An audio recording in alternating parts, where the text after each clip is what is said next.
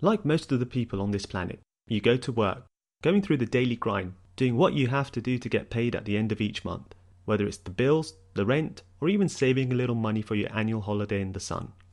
A part of you, of course, is looking forward to that big promotion. When it'll come, you don't know, but you're hopeful it's going to be just around the corner.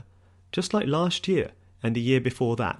But hey, it's better to live in denial than face the realities that you're in a dead-end job, you hate your boss, and you're a square peg stuck in a round hole. You constantly ponder the words of the Freddie Mercury classic, "I want to break free." But before you try to break free like a turkey trying to escape a poultry farm, there are a few things you need to think about, because you don't want to be clucking your way in right into a preheated oven. The reason why I say this comes from years of career coaching experience.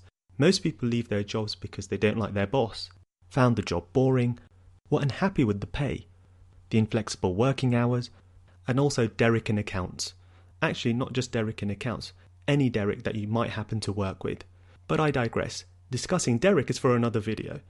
But the list of reasons can literally go on and on. Now, it's good to know the things you don't like, but more often than not, there's no guarantee that those issues are going to magically disappear in your new job. The things that caused you to leave your last job reappear again. You find yourself trapped in a cycle that you can't escape. I mean, just ask anyone who's been stuck in a cycle. The seat really begins to hurt after a couple of days. And after a few weeks, well, you're in big trouble. And a year? Well, now you're just being silly. So the question you might be asking is, how do you avoid this fate?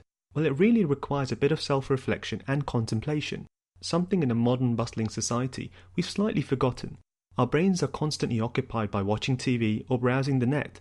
Now, I'm not saying that there's anything wrong with these things.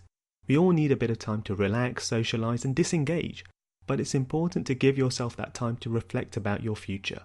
So, what specific things should you reflect about? Well, I would recommend the following.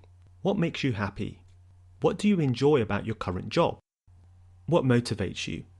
What part of your job gives you the most satisfaction? What do you hate most about Derek? Okay, I know, I made that one up. So, swiftly moving forward. Now, by reflecting on these questions, it will eventually give you a much clearer idea, and once you have your answers, you can then ask yourself that crucial question, why? Why does it make me happy? By critically thinking and asking yourself the why, you're essentially carving out a better understanding of yourself and what makes you tick. Once you start going through this process, you might start to realize that the career path or the job that you're in isn't right for you, and that the dislike that you have for your boss or your colleagues is just a symptom of your wider unhappiness in your job. Whether you require a minor change or a complete career overhaul, you can start thinking about how you're going to get there. Having worked with many clients over the years, this process can be very empowering because it helps you understand you better.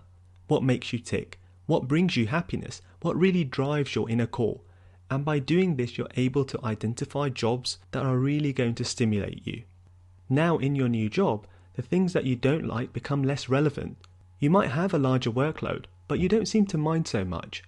That irritating boss becomes far less irritating, and those colleagues you don't like, such as Derek, well, they become a distant noise in the background. This process of critical self-reflection and asking yourself the why could take you a day or even up to months, but it's better to go through this process before making the big jump, to give you that clarity. Instead of running away from the things you hate, why not run towards the things you love, as I'm going to do right now and order from my favourite kebab van. Please don't judge. I know I'm going to regret it later. Interested in being coached by myself or one of our experts? Visit jobinterviewology.com and sign up for a free consultation. Also, don't forget to like us on Facebook, follow us on Twitter, and subscribe to our YouTube channel. Until next time, happy reflecting.